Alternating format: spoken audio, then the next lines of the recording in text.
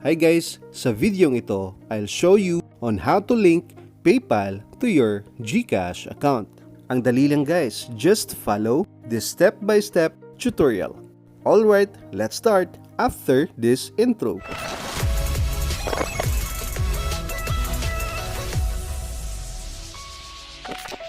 First ay mag-login ka sa iyong Gcash account. Sa iyong Gcash dashboard ay pindutin ang profile na makikita sa ibaba dito sa right side guys. Next is i-click mo ang My Linked Accounts. Then, i-tap mo ang PayPal. Pindutin ang Link Account button. Now is mag-login ka sa iyong PayPal account. Enter your email or mobile number and your password. After that, i-click ang login.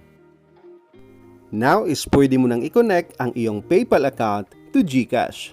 Scroll down at pindutin ang Agree and Connect.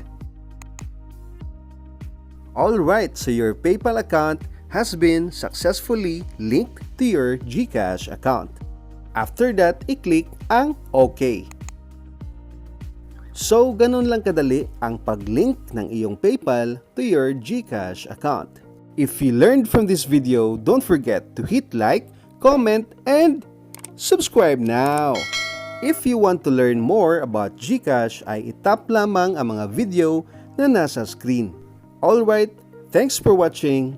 God bless, and always remember, live, learn, inspire, value, and enjoy life.